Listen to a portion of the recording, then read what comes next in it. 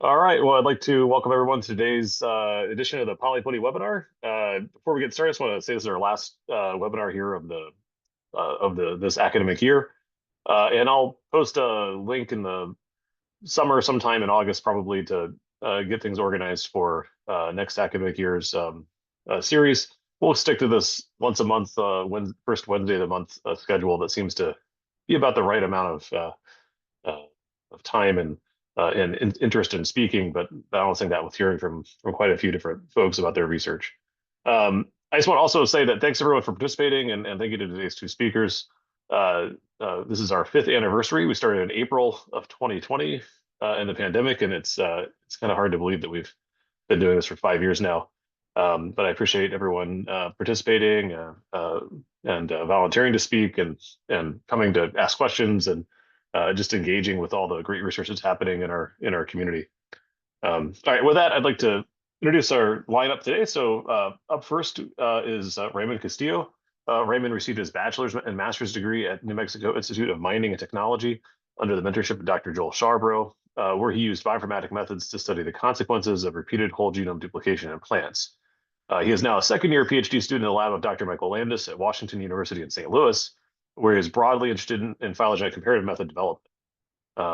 And his work is currently focused on gene evolution, but is extending that method's development to biogeography and epidemiology as well. And Raymond's going to talk to us today about phylogenetic methods for modeling chromosome size and count. With that, I'll let Raymond take it away. Great. Thanks for that introduction. Yeah, so we can dive right in. I'm sure everyone here is very interested in chromosome size and count, so let's get moving. So to set the stage, we observe quite a wide variation in chromosome number across eukaryotes. This is especially the case in plants, with Zingaria only having 2 pairs of chromosomes, and then this fern on the right here having over 700. This is mirrored, maybe not to the same extent, but in animals as well, with the jackjumper ant only having a single pair of chromosomes and the mantle Atlas blue butterfly having over 200. This variation that we observe is largely due to large chromosomal rearrangements. In the case of plants, there's whole genome duplication, as I'm sure we all know, and but there's other rearrangements like fusion and fission. So currently, when we want to model chromosome count, there's a few different methods that we might use. One such is the chromo-evolve method, a model that models chromosome character evolution along branches over a fixed phylogeny. They explicitly model events that influence chromosome number, like whole genome duplication and disploidy. So just an example here on the bottom, the red star here indicates the whole genome duplication along a branch, and each green square would indicate a chromosome.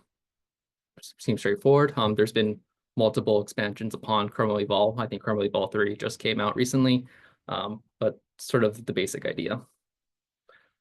There's also, from Freeman and Ona, chromo-SSE, which simulates trees using a birth-death process. SSE, that you'll also learn a bit more in the next speaker after me, referring to state-dependent speciation extinction. So this simulates changes in chromosome number via changes along branches and nodes. This is an important distinction because a lot of these chromosomal rearrangements induce instant speciation. So sometimes it might be appropriate to have an event like a whole genome duplication occur at a node rather than along a branch. Before I get into more modeling details, I want to talk about diploidization. As we all know, whole genome duplication happens across the entire phylogeny of plants, as seen in this figure on the right with all the red stars. And each whole genome duplication is subsequently followed by diploidization. And so my question is, what can the variation and change to the physical size of chromosomes and their morphology tell us about genome evolution? To dig into that, I want to talk about the mechanisms of diploidization. So diploidization can generally be taking place in 2 different ways. There's cytological diploidization and genic diploidization and fractionation. both of these sort of work in tandem after whole genome duplication to return an organism back to a diploid state. And it's more of a gradient rather than any, clear cutoff. In the case of genic diploidization and fractionation, we see extensive gene loss and fractionation after whole genome duplication. This isn't directly restoring pairings of chromosomes, but causes significant changes in gene content and expression. Cytological diploidization are the larger changes in genome organization that cause changes in the base number of chromosome. So things like fusion, disploidy, things of that nature. So I want to actually focus in on this fusion example here for a moment, because I feel like this might highlight the idea of why chromosome structure and size might be important. In this review from Mayrose and Lysak, they highlighted 3 different ways chromosome fusion can occur. We have our Robertsonian end-to-end and nested insertion. In our Robertsonian example, we can focus in on the details. We have 2 chromosomes here that are going to pair. These black points here are the centromeres, and then the lightning bolts are the double strand breaks. And both of these chromosomes are acrocentric, meaning one arm is very long and the other arm is next to non-existent. And basically, when they fuse, they'll fuse retaining these arms. And then in the end-to-end case, one chromosome is essentially added onto the end of another, and one centromere might be lost, some telomeres might be lost, things like that. And then there's a nested insertion where one chromosome is inserted in the middle of another. And to me, this seems like a clear indication that the structure of chromosomes can have a significant effect for descending disploidy, which all of these processes take place, play an important role for. And that in turn plays an important role for diploidization. To get into an empirical example, I want to talk about Australian Camelinae. Here on the left is the ancestral crucifer karyotype of this lineage. It experienced whole genome duplication followed by chromosome fusions and translocations. And the resultant are these 3 different species here with a large variation in both the chromosome size itself, but the general morphology where the ancestral like genomic content lies is totally different than the parent. And so this shows a pretty clear variation.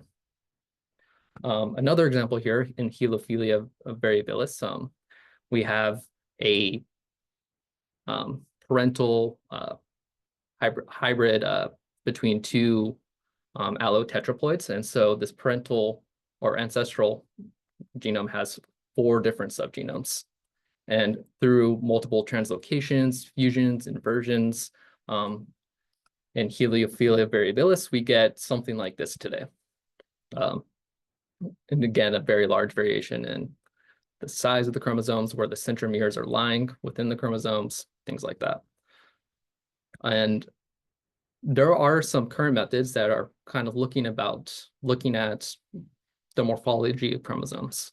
One recently from Yoshida and Kitano explicitly model the change in chromosome number via centric fusion and fission. So if we focus in on the A section of this figure, this is indicating fusion and fission processes with these parameters here at the rate that they occur.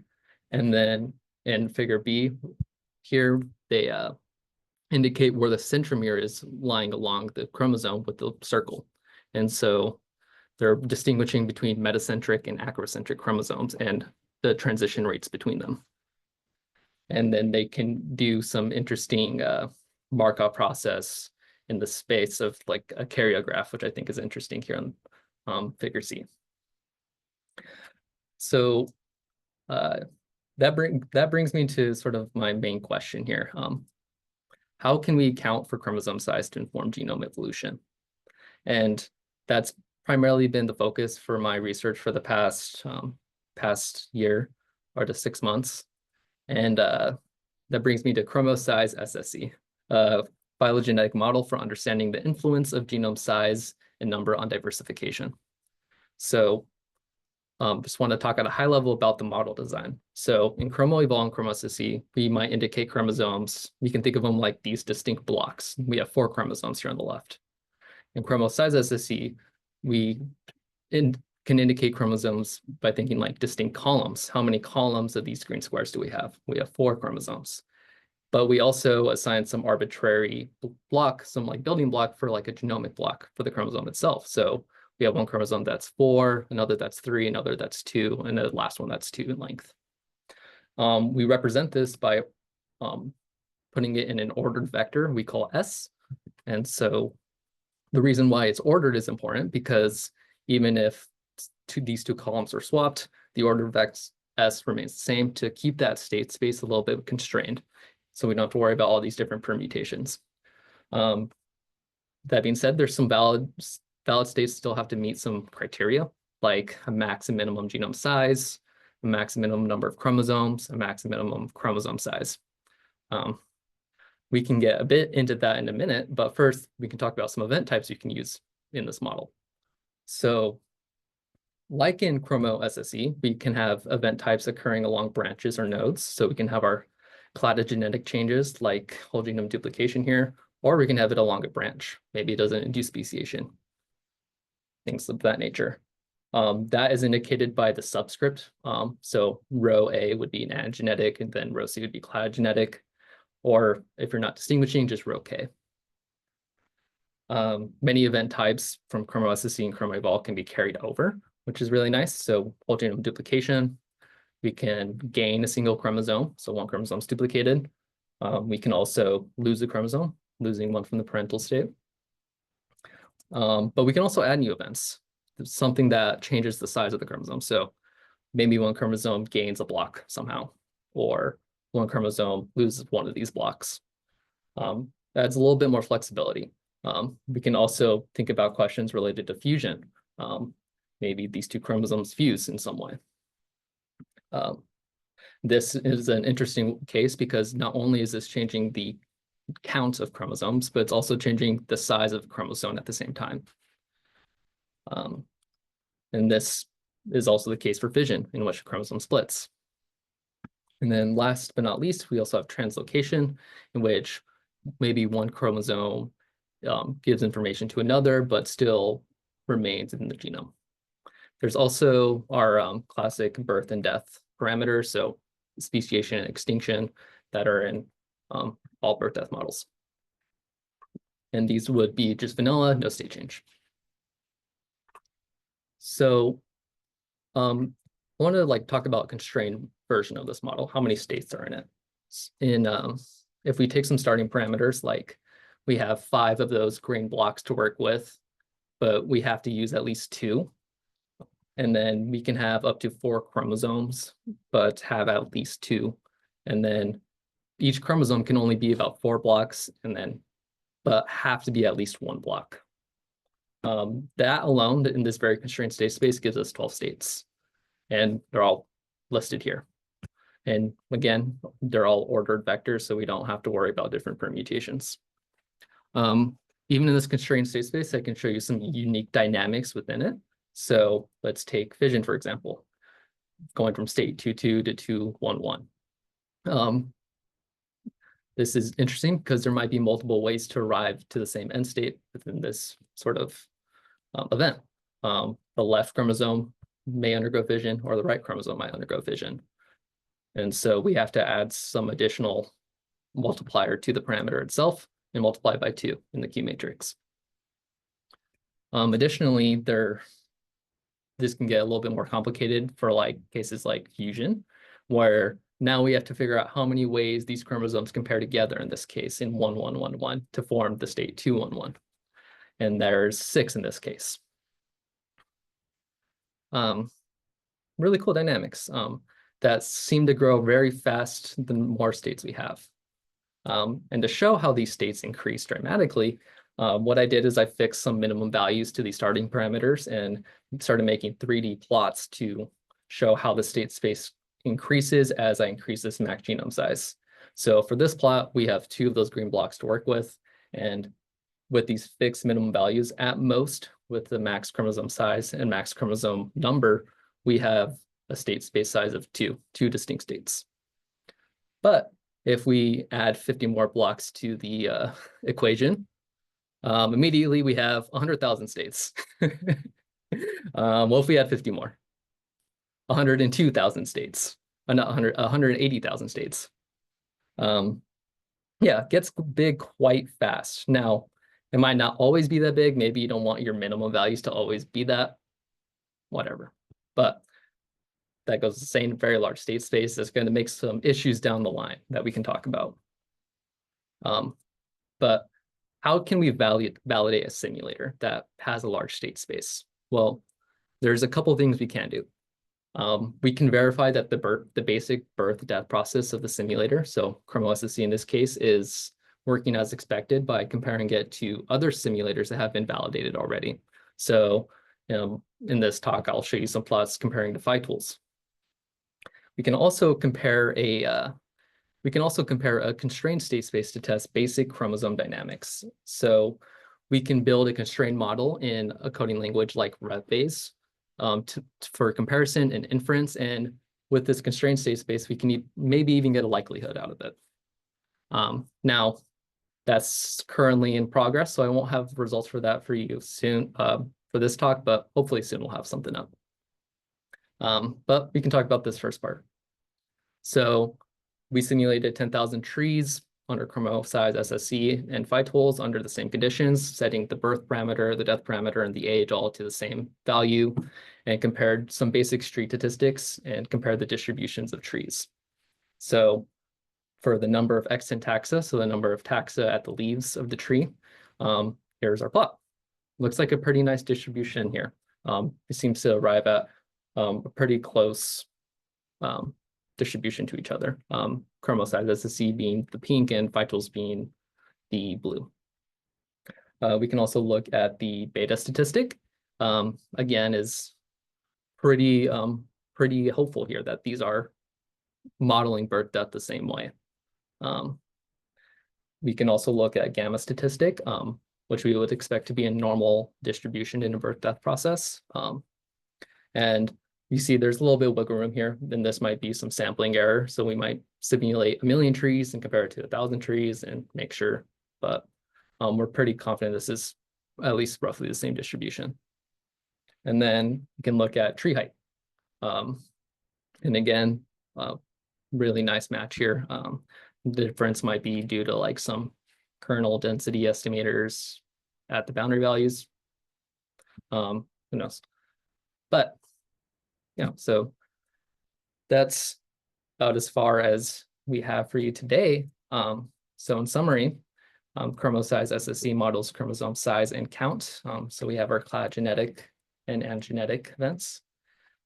We verified our core birth-death process for the simulator, and we've actually implemented the constrained model in RevBase. We're just working on the validation and inference part of things. So coming soon. So what's next? Well, we want to apply to some data sets.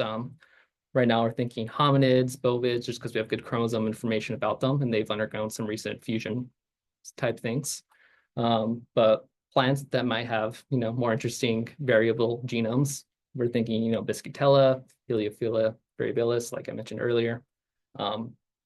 But one thing to mention is that we still have a very large state space. So we're not, the SSC models aren't really made to handle that large of a state space. The ODE solvers later on start to break down.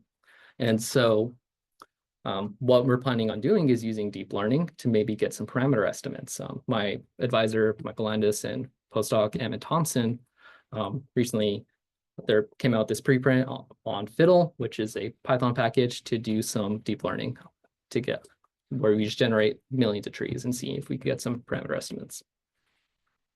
Yeah, so with that, I would like to acknowledge everyone in the Landis lab for the support while I furiously debug simulators, and of course, collaborators, Rosanna Zanil Ferguson and Martine Lysak. They've been really helpful in getting this project going. And of course, funding sources, NSF, WashU, and of course, RevBase for having an excellent code database.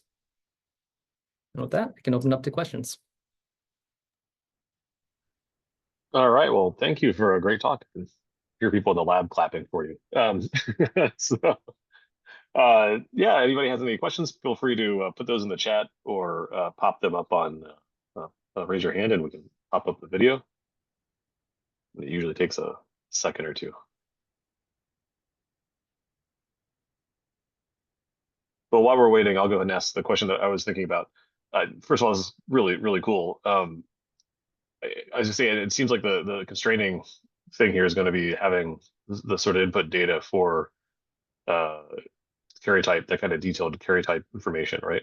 Uh, Mhm, mhm. so when you just sort of think about how you code this, do you need individual chromosome lengths or what's Oh, sort of yeah, that what's are you yeah. thinking genome like physical map distance Mhm, or size mhm. or yeah, what do you Yeah, yeah, that's the thing. It's actually pretty flexible right now, right? You just need some sort of value to set to like some relative setting too, right. probably, yeah. Yeah. Yeah, Justin Conover also was giving me some insight on this, might be useful to maybe do based on like density of coding genes, or we can maybe do like nucleotide lineage, right. or in the case of some of these data sets with really good karyotype information, then maybe we could do something like that.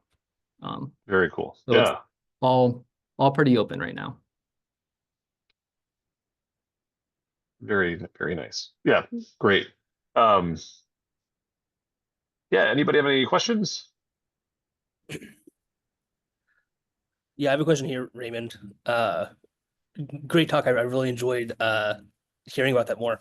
I wonder if so if the input data is just on like block length with the number of like syntenic blocks, I wonder if you have a way to like model like an inversion that may not change, the number of blocks per chromosome, but may change the number of blocks within each chromosome as well. Mhm. So, like it won't be like it won't change like the integer value for the chromosome, you're saying.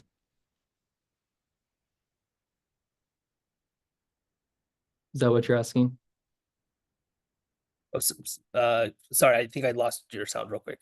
Can you re-ask again? Yeah, so you're saying like in a case where something might happen to the chromosome that doesn't affect what we might assign the integer value to. Yeah, or just if you're comparing two genomes to each other, um, Hmm. if you have an inversion in one species, that could look like a extra syntenic block, Hmm. but it wouldn't actually change like uh, Hmm. the number of blocks between chromosomes, but it would just increase the number of block within a chromosome. Hmm. Would that just be looped into your like general block gain, or is there like a specific way you would model that? Right now we don't have an explicit way of handling it. That's an interesting problem that I think we'll probably, once we start working on data sets, we might have to go back and figure out. Um, yeah, I don't know. I don't know. Yeah. But right now, yeah, there's not currently a way to handle that. Okay. Well, thanks. Keep up the good work. This is great. Yeah, thanks, Justin. Nomar asked if we can access this tool online, Chromosize SSE. So yeah, right now I'm actually developing it as a Python package. So um, that's partly because Fiddle also is a Python package, and so hopefully it'll be a package that you can interact with like on a command prompt or terminal, and then pass information into Fiddle very easily. But currently not available until it's validated and such. See, Joel asked, can you deal with phenomena associated with descending disploidy? For example, reciprocal block losses across homologous chromosomes, homeologous chromosomes. Um, Not sure yet. I think when we get to the data side of things and like applying it to some data sets, that's a lot where these sort of ideas might send us back to the model design portion of things and figuring out if the model itself can handle that sort of thing. Now, with deep learning, a lot of it is going to be like what sort of chain of events gives us these states that we observe today. And so I'm not sure if, not too sure yet. Yeah, I was just thinking it'd be interesting. I think, almost having different chromosomes of different states that have inversion A versus organization Yeah. B, but then you can imagine the parameter space starts to multiply a lot Yeah, if you yeah. start to try to do that. Anyway. On the yeah, we figured starting off with just these simple blocks for now is Yeah. probably good enough to get things moving. Oh, it's a nice advancement. Absolutely. Yeah. Oh, that's wonderful. All right. Well, if anybody has any other questions for Raymond, we'll bring those. Please save those until the end. And again, thank you, Raymond, for a really wonderful talk. It's really exciting work to hear about. Great. All Great. right. We'll let Eric go ahead and throw up his slides.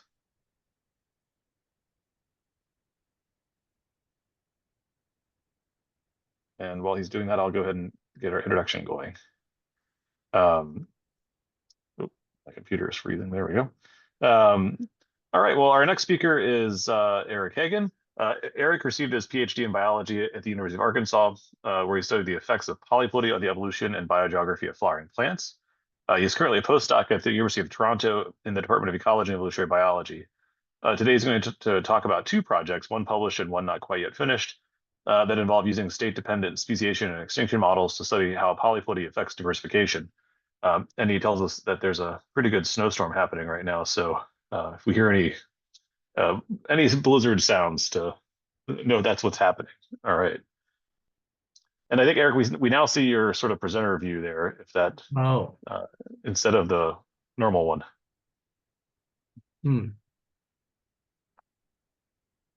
Let me.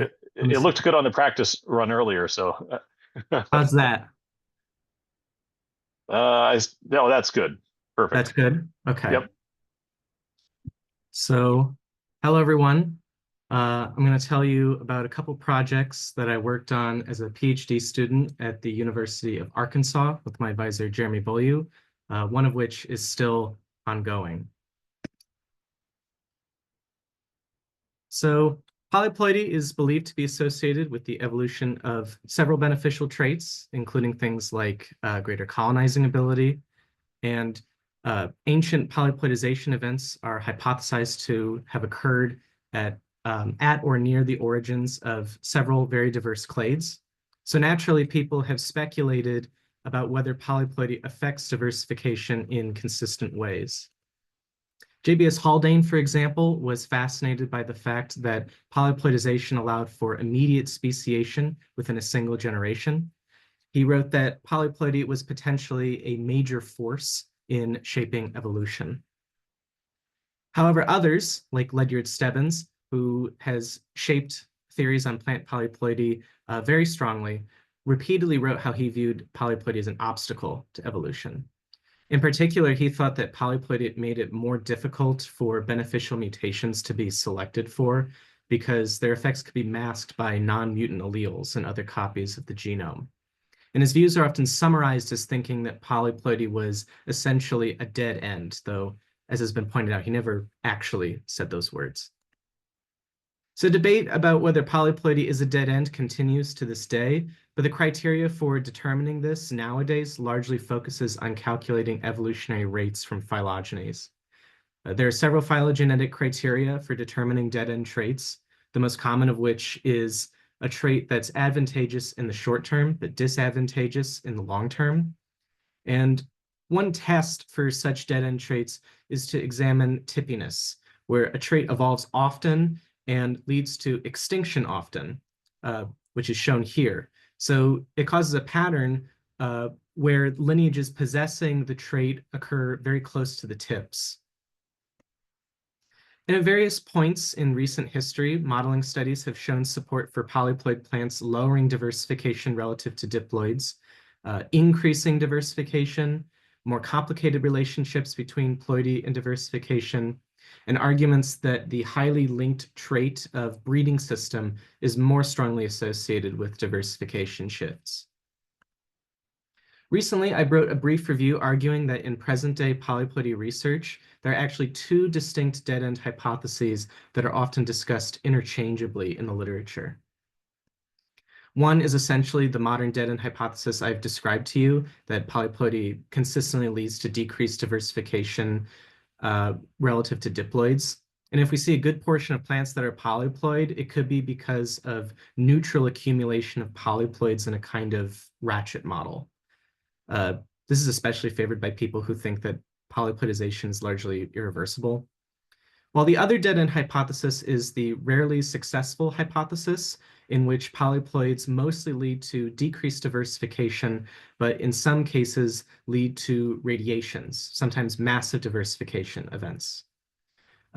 Evidence supporting this include observations that bursts of polyploidy occurred in many clades during mass extinctions, like the end Cretaceous. So in this review that I published, I said that in addition to these hypotheses often being used interchangeably, the polyploidy community needed to study the dead-end hypothesis using a wider variety of methods. One of the most common methods is state-dependent speciation and extinction models, or SSE models. SSE models allow you to test whether there's a correlation between particular traits or specific character states of those traits and diversification rates in a phylogeny. The simplest SSE model is shown here. That's binary SSE, or BISSE. So with BISSE, you can calculate the speciation and extinction rates of each state, as well as the rates of transition between those two states along the branches of a tree. And when BISSE was first used by polyploidy researchers in 2011, they found that polyploids had lower diversification rates relative to diploids, and it sparked a major disagreement about the dead-end hypothesis and how to properly test it. And since then, the effects of polyploidy on diversification have been studied with even more complicated SSE models, such as HISSE, which was developed by my advisor Jeremy and our colleague Brian O'Meara. HISSE improves on BISSE by incorporating not just observed character states, but also what are called hidden states. These account for unknown factors that may affect diversification. So for example, if you run a BISSE analysis and you find that polyploidy increases diversification, let's say, but then you run a HISSE analysis and you find no effect of polyploidy on diversification, that would indicate that other traits control diversification more than ploidy in the given phylogeny. Thus, models that incorporate hidden states can spur discovery of previously unconsidered factors governing diversification. Not long ago, my colleagues at the University of Arkansas took hidden state SSE models a step further by developing MISSE, or missing state SSE, in which models are entirely composed of hidden states. So you can give MISSE a phylogeny, no trait data necessary, and have it search through many possible models with varying diversification rate parameters, and then average across them to find the best estimates. So you don't even have to write your own models. It also gives you diversification rates specifically at the tips of the tree, where most of the information on the phylogeny is located, as you can see in the figure on the right. And that's because that's where most events on the phylogeny are located. An advantage of MISSE is that it allows for flexible statistical comparison of tip rates with a variety of different traits. It focuses only on the multiple hidden states that may be driving diversification in a group. In other words, MISSE lets us, or lets the tree show us where the differences in rates are. So while HISSE made hypothesis testing and diversification more realistic by incorporating hidden states, it's focused on understanding the impact of a particular discrete trait like ploidy on diversification. But multiple traits and ecological circumstances in reality influence diversification dynamics of any given lineage. The focal trait represents only one of the axes governing diversification, and it may not even be the most relevant one. One of the flexible comparisons that MISSE allows is easy post hoc tests of whether ploidy, breeding system, or combinations of these traits best explain diversification differences. So when a plant species polyploidizes, this is often accompanied by a switch from being self-incompatible to self-compatible. This is advantageous in the short term because newly developed polyploids often don't have other plants to mate with, in a phenomenon called minority cytotype exclusion.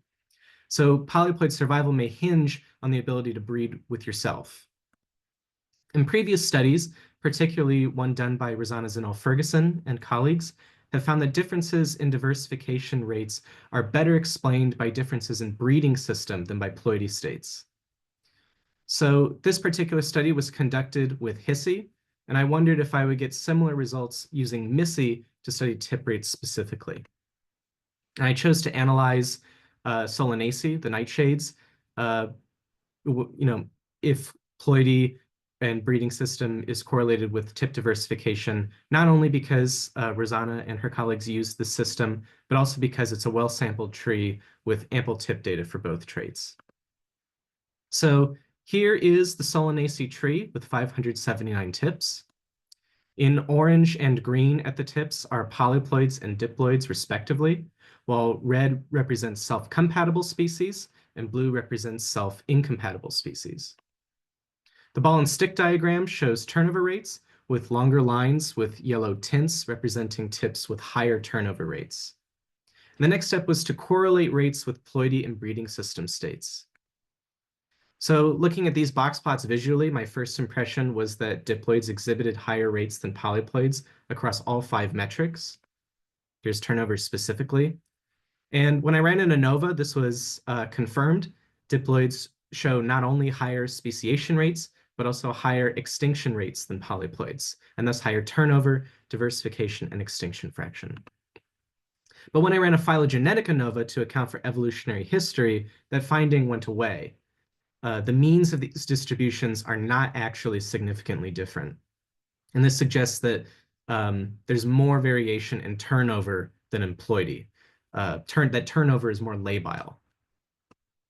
And unlike the prior Hissy analysis by Zinel-Ferguson et al., which found that breeding system was correlated with diversification in Solanaceae, I found that neither ploidy nor breeding system exhibited significant differences across states.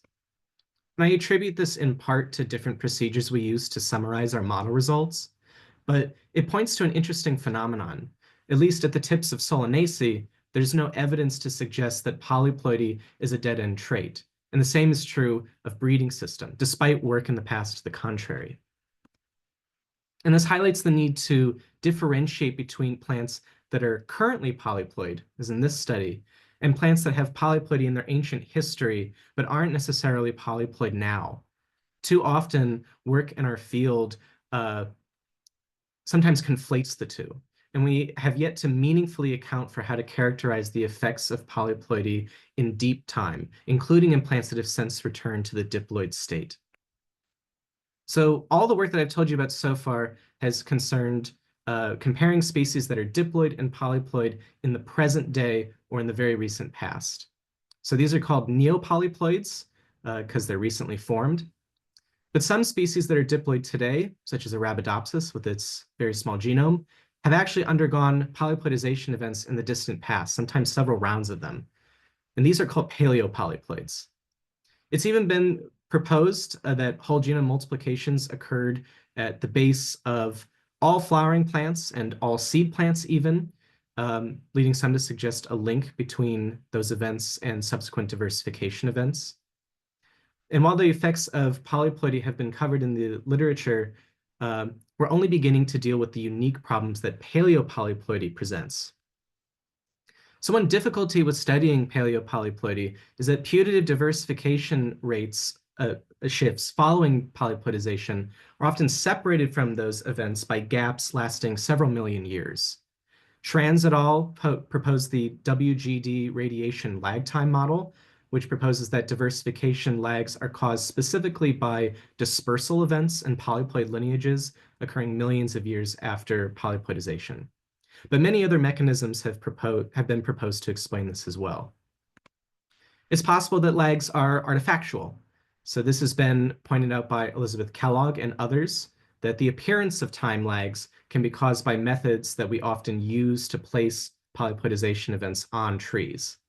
And on top of this, if polyploidization is sufficiently common in the evolutionary histories of various plants, we may be biased towards always attempting to link diversification rate shifts with polyploidization, no matter how far apart in time they may be. It's possible that failing to detect differences between the two may be due between diploids and polyploids, maybe due to the fact that lineages require time for genome reorganization and potentially full rediploidization before diversification bursts can occur. Whatever the causes, several lags between paleopolyploidization events and diversification bursts have been identified on plant phylogenies. So studies like this one from Tank et al., which studied the flowering plant phylogeny, have found gaps between ancient polyploidization events and subsequent diversification shifts that sometimes extend tens of millions of years. This has been repeatedly observed in several clades. A few years ago, Jacob Landis and colleagues studied the tree of angiosperms as well, and they identified 106 polyploidization events, and they calculated diversification rates separately with a trait-free model. Then they overlaid diversification and ploidy events and studied the distances between them. They found that 61 out of 106 polyploidization events were potentially linked to diversification rate shifts, separated by up to 114 million years. So 57.5% may seem like a large proportion, but from a statistical perspective, that's pretty close to what we'd expect by random chance. And so far, studies of the lag hypothesis have relied on overlaying ploidy events and diversification shifts rather than using explicit trait-based models. Ideally, we'd want to test the lag hypothesis with a framework like HISI. We could compare essentially three models. In the simplest one, which is shown here, transitioning from diploid to polyploid is accompanied by an immediate diversification rate shift. To model a lag, we incorporate hidden states to create a kind of precursor model, where you have to transition from diploid to polyploid, 0 to 1, and then undergo a separate transition from hidden state A to hidden state B, which represents the change in diversification rate regime after a lag. And those models would be compared with a model where transitions between combinations of observed and hidden states occur freely, where diversification rate shifts are not dependent on ploidy shifts. So I worked with Jeremy to modify HISI to conduct a direct test of the lag hypothesis, and we produced a model that we call Policy. So Policy is very similar to HISI, but it differs in three main areas for dealing with lags. So whereas HISI requires a sampling fraction representing the proportion of species known to exist in the clade that are included in the tree, Policy requires two separate ones for the diploid and the polyploid taxa. Second, whereas HISI would infer transitions using ancestral state reconstruction, Policy takes the hypothesized locations of ploidy transitions along the phylogeny as an input, and these are treated as fixed. And finally, the time to transition is normally calculated by inverting the transition rates, but in Policy, calculating lag times is a little more complicated and something that we're still working on. So we performed an empirical test with the tree of the order Caryophyllales, which contains plants with many striking phenotypic traits and was previously used in a study of the lag hypothesis by Smith et al. So as I said, this work is still in progress, but following our preliminary results, right now we don't see any significant differences between the diversification rates of diploids and polyploids. And right now our results indicate that the character-independent model, where diversification rate shifts are not dependent on ploidy shifts, is very, very strongly favored. Looking at the inferences from our lag models, though, we are currently recovering lag wait times that range between 8 and 50 million years, depending on the parameters of the model. But we're still working on the math for that. I do hope to get this out soon because I've been working on this project for a very long time, but it's been a great time. So although Policy removes the need for lag cutoffs by fitting the data to a general model, we're still thinking about how we might bound lags. And in the case of Landis et al., their longest proposed lag, as I said, was 114 million years.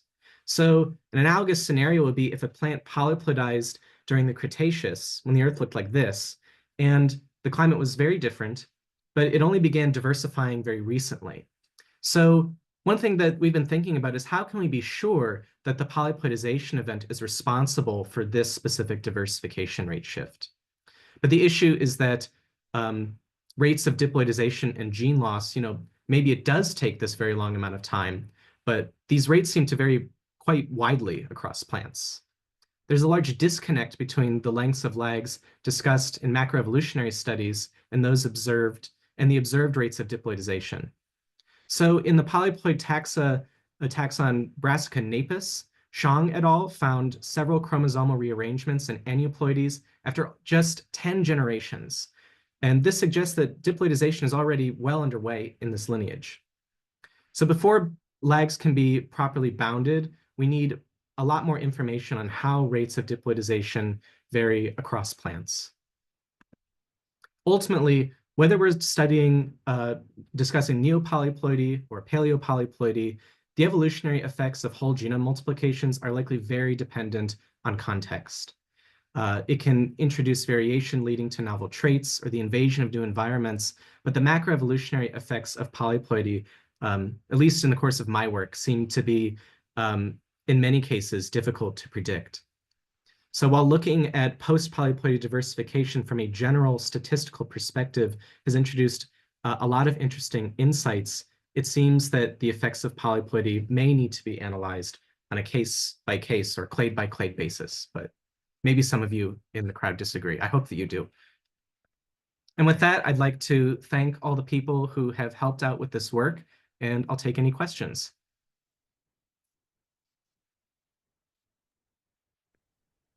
All right. Well, thank you, Eric, for a great talk as well. As always, if folks have questions, please feel free to pop them in the chat or raise your hand and ask away.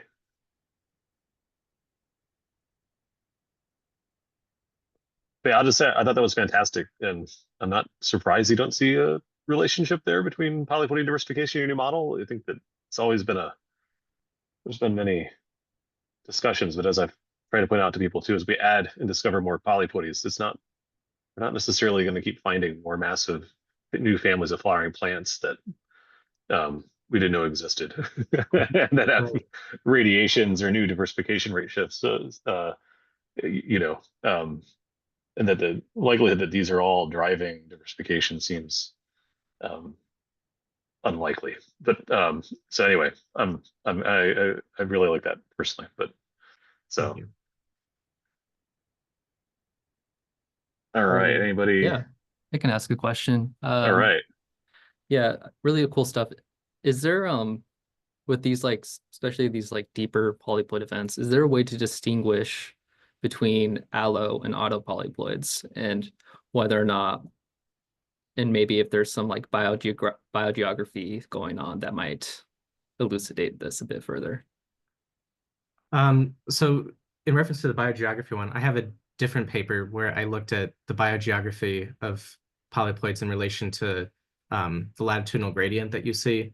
The model I use, I mean, I think it's very difficult to reconstruct, way back in time, especially, to a lot of these ancient events that we see. In that paper, we only went back 3 million years, and I don't know how, it's just very difficult.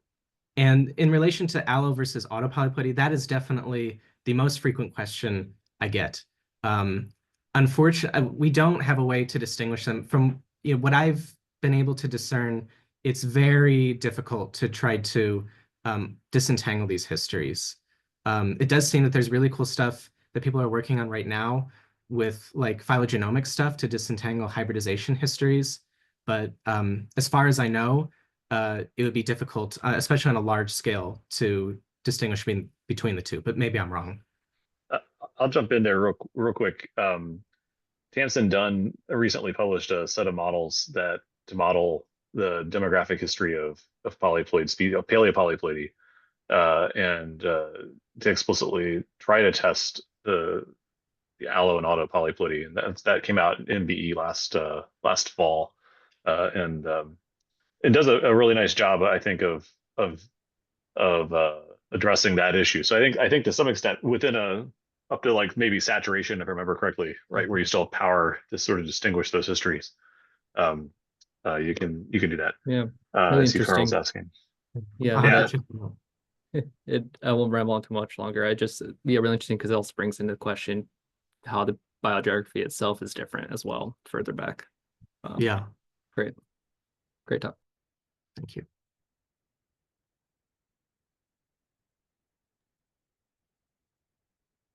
Yeah, great talk, Eric. I know you mentioned there's some or once the busy models first came out, that caused some controversy. And there's also been a little bit of pushback against the like KPG hypothesis, where there's a lot of polyploidy events that are dated around the KPG boundary. I wonder if you've looked into that using your data and whether you see support for either the polyploidy events or the lag times coinciding with that boundary as well. Yeah, so I didn't mention that in the talk, but yeah, like when I mentioned the Jiao et al. Findings of the ancient events before at the root of potentially flowering plants and seed plants, I know that finding is also very controversial. Right now, that's not something that we have looked into using this model specifically, but that's a very interesting idea. Thank you for sharing that. Thank you. All right. Any other questions for either Eric or Raymond? Well, I think with that, I'll just wrap it up and say thank you both for two really fascinating talks. I think you both know these are both topics that are personally for me really near and dear to my heart and my interest. And you both did really fantastic talks here, but also really fantastic work as you're working on your PhDs or finish your PhDs. This is really great stuff. And it's so exciting to see these questions being pushed forward. And thank you for coming and talking about that today. And yeah, and I look forward to reading these papers. And I might have to email both of you about a couple things, and it'd be fun to catch up and chat offline about that. But I thank everyone else also. We had almost 40 folks here. Thank you everybody for coming out today and engaging and participating in the talks. We'll start this up in the fall again, probably in October as we get past that first part of the semester. And look for the sign up sheet on Blue Sky and over the emails if you're on the email list sometime in early August. Yeah, and if you want to talk, feel free to just shoot me an email anytime and we'll get you penciled in. But thank you again so much, Raymond and Eric and everybody else for being here. I appreciate it. Really wonderful. Thank you. Great. Thank you. Thank you.